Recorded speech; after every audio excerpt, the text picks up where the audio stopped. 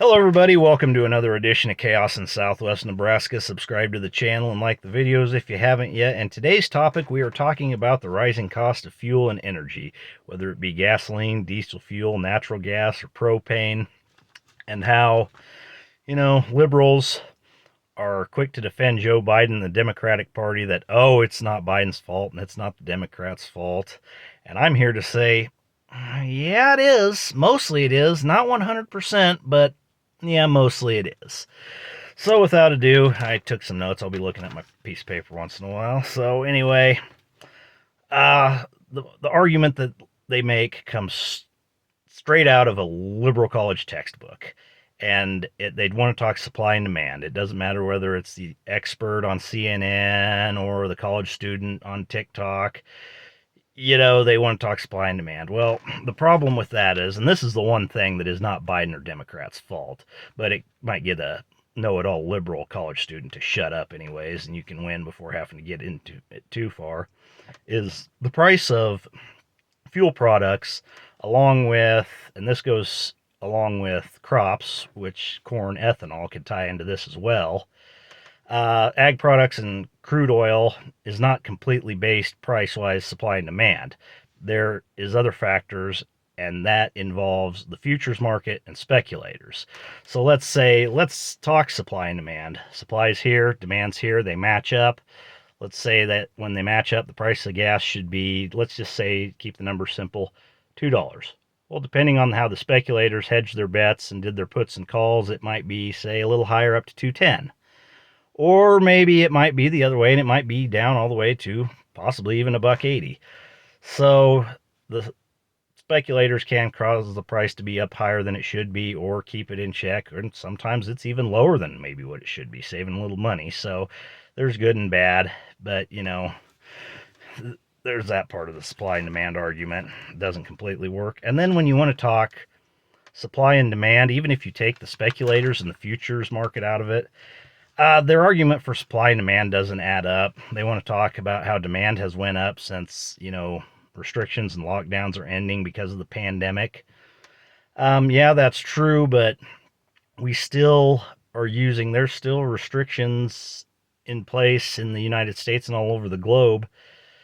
And we are using less fuel than we were, say, in 2017, early 2018, and yet the price is higher. And besides that, the price of fuel was going up before restrictions and lockdowns were ended. So the supply and demand argument just does not hold up at all.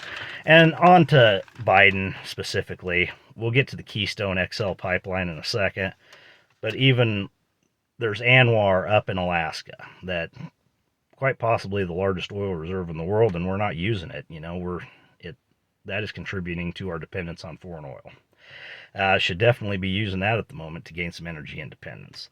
And then there was that one debate when President Trump said if Biden is put into office, he will ban fracking and put thousands of Americans out of jobs. And Biden said, come on, man, that's not true.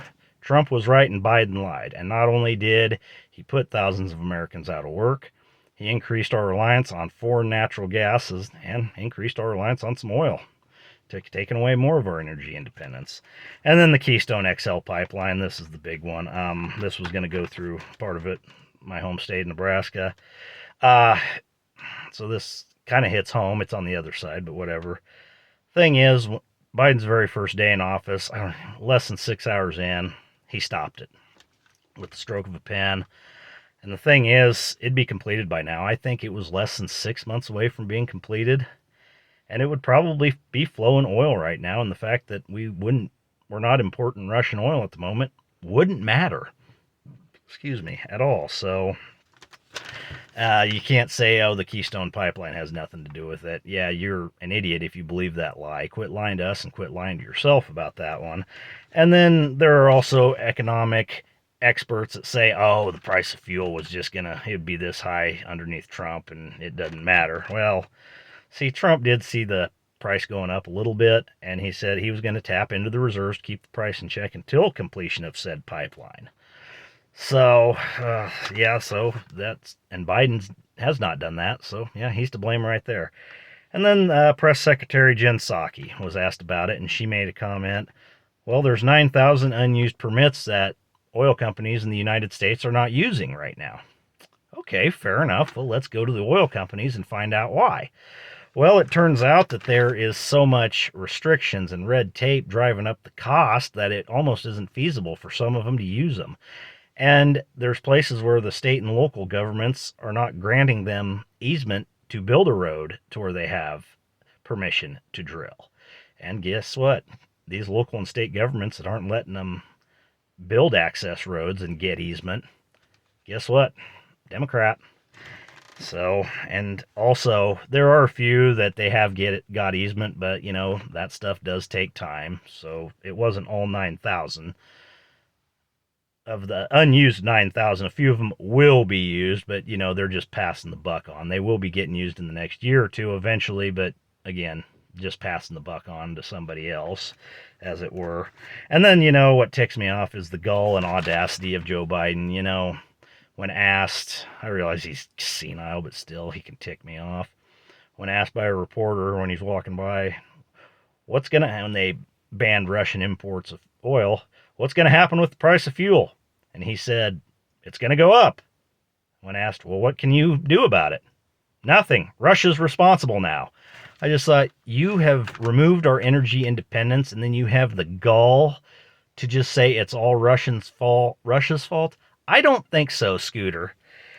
Anyway, but let's kind of talking about gas prices in the past a little bit before we move on. Now, Clinton had his faults. Okay, he was almost just one big fault, not nearly like this man. But give credit where credit is due. Anytime when Clinton was president, when the price of fuel would start to go up, you know, Bill Clinton would go, you know, maybe we ought to investigate these oil companies and have them open their books. And the fuel companies would go, no, we don't want that. And they'd lower the price and, you know, keep that all in check. But then, you know, we got George W. Bush in there, and, you know, and then the prices skyrocketed through most of his presidency. Well, guess where the Bush family fortune came from? Yeah, you guessed it. Oil. So I don't think it's any coincidence that